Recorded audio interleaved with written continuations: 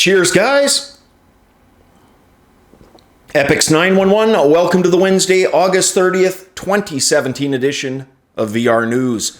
'Tis hump day, guys. We are halfway to the weekend. Always a good thing. Waking up and having it be Thursday. Of course, it's even better having it be Friday. But hey, jumping ahead of myself, let's deal with Wednesday right now. Starting with some VR news. Asus launching their Windows Mixed Reality HMD. Now, we've seen Dell, HP, Lenovo, and Acer all release theirs, at least screenshots of them anyways. The bundle's not releasing until later this year, of course. Most recently, as 2 nights ago, we had effectively a Windows VR product news show, almost the entire show dealing with Windows VR products. Well, Asus chose today to unveil their HMD. I've got some press pics, which we'll be looking at, and a 40-second reveal trailer. Now, they seem to have gone for a pretty unique look. I told you guys what I thought about the Dell one, and kind of looking a little like a toilet bowl. Not the case with Asus. I rather like this polygonal look that they've got here. Pretty cool design, in my opinion. Similar to the others, of course, in terms of specs. It's got the 1440 by 1440 displays at 90 hertz refresh rate and sporting the same 95-degree field of view and, of course, inside-out tracking.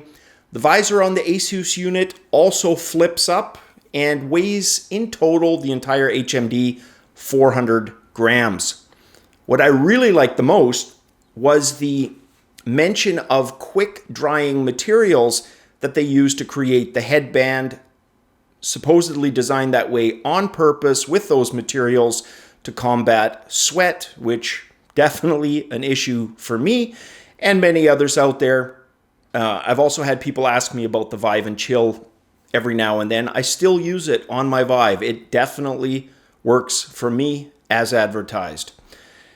Back to the Asus though, no precise release date yet, but they have stated that the kit is going to retail for 449 euros. No US retail price or pound price as of yet, just that euro price. PlayStation Plus with a virtual reality announcement. Actually, the first full PlayStation VR game to be offered for free for the Plus subscriber service. So that's where you pay to be a PlayStation Plus subscriber.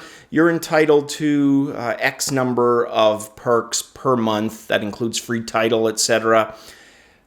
And discounts. Usually games are discounted, kind of similar to what Viveport's done, where you get the 5 free. Not quite that generous, but PlayStation tends to have a pretty robust selection. Like I said, this is the first VR game, and it's Riggs Mechanized Combat League, which of course is from Gorilla Cambridge, which Sony shut down January 12th of this year. The game still going strong in small circles. There's a devout group of loyal fans still playing the game. So if this is a game that you didn't get around to at launch, there you go. And if you are a subscriber to the service, you can pick that up for free for the month of September. Missed this one yesterday. There was a lot of other things to talk about. The Voltron cartoon, not only coming out as a VR experience, it's going to be launching as a VR experience simultaneously on all 3 platforms. Universal is the current owner of the Voltron franchise, which of course started life as an animation in the mid-1980s. I remember it well. The experience is going to be called Voltron VR Chronicles, and you play the role of the Paladin of Voltron, who, quote-unquote, will join forces with characters Lance, Hunk, Pidge, Keith, Shiro, Allura, and Corrin in a narrative where they fight back against the relentless threat of Zarkon by solving puzzles and conquering challenges. Other than the puzzles mentioned, the only other references to space battles. Other than that, we really don't know much about the gameplay of the game. We do know the price though. It's going to be priced $14.99 US. Pre-order starting today with a 20% discount off of that. The experience itself launching September 26th. Next up, the company Sensics. They were a co-founder of the OSVR HDK headset. Late last year, they teased that they would be working on their own HMD project. Well, that now seems to be official. Based on the company's announcement today, their headset, announced as targeting theme parks, as well as virtual reality arcades. Each unit is going to include a washable, machine washable that is, hypoallergenic face mask that physically separates from the display. You can see that in the picture here. The idea behind this design to cut down on the lead time / prep time for each consumer. So if it's in an arcade environment, I don't know how quite that's going to work unless they just want to quickly dab it off with some Windex or, some kind of maybe non-allergenic type of a product. That would work, I guess, but making it machine washable, really, you're going to do that, once a day, once a week? So as long as it's waterproof and machine washable seems to imply you'd be able to clean it pretty quickly. Now, of note, the HMD, similar to the Vive and Chill that I talked about earlier, 2 fans in each unit, which is going to do the exact same thing as that, combat sweat and keep heat generation down. Few specs that are available include 1440 by 1600 pixels at 90 Hertz.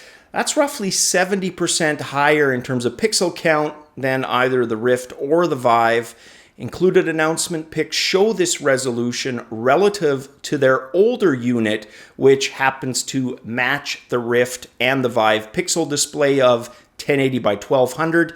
You can see they've got their newer unit on the left and what you would expect to see that same picture look like on a Rift or Vive effectively on the right-hand side. I've had a few people ask me if I've had an opportunity to try out the Windows Mixed Reality controllers for myself. Nope, have not had a chance. Gotta admit though, after this review video and that Asus set, Asus is definitely the bundle that I'm leaning towards. I always figured I was probably gonna get one of the Windows Mixed Reality bundles. That's probably the one I'm gonna go for.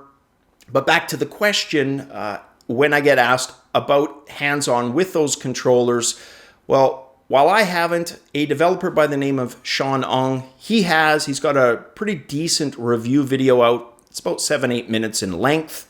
You can check that out here. I'll have it playing while I talk about what I liked about his video. And of course, you can see the full video via the link in the description below. So he starts out, he shows the lights on the controller and what happens when the controller lights are covered. And I like this. It's such an obvious thing, but I have yet to see anybody who's done that. So kudos to Sean for doing what you would expect somebody to do if they're going to test these things. And what was interesting is that the tracking stopped. Now, supposedly, based on what I had read the other day and announced in the news, was that the IMUs on board are supposed to take over when the inside-out tracking has an issue.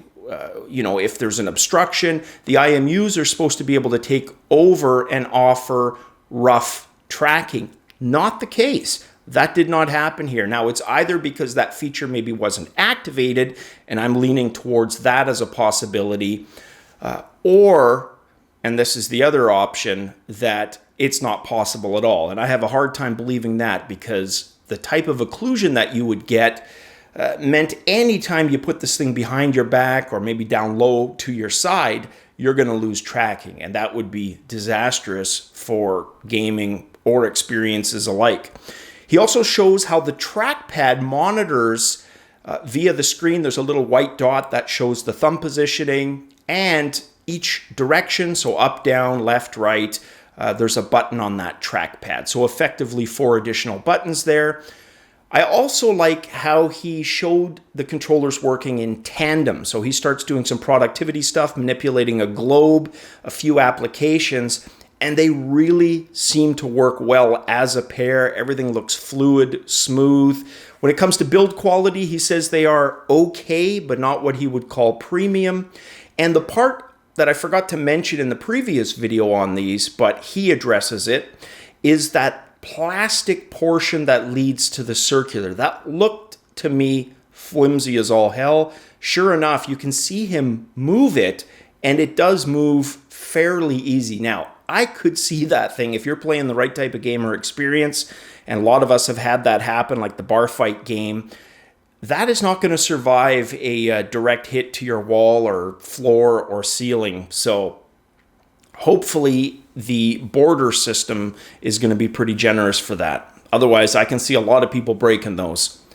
And he ends the video basically talking about the ergonomics, whereas I find that the Oculus Touch, to me, feels every bit as comfortable as a gamepad, like each half of a gamepad. If I bring them together, it feels as comfortable as that to me. Not the case here.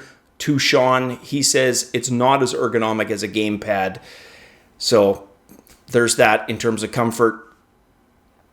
So yeah, like I was saying, personally, always felt I was going to get one of the Windows sets. Now it looks like I'm leaning towards Asus as the bundle. So maybe in a couple of months, if things work out okay, I will be the owner of an Asus Windows Mixed Reality bundle to add to my growing collection. So there you go. Guys, that is it for the Hump Day edition of VR News. As always, cheers, guys.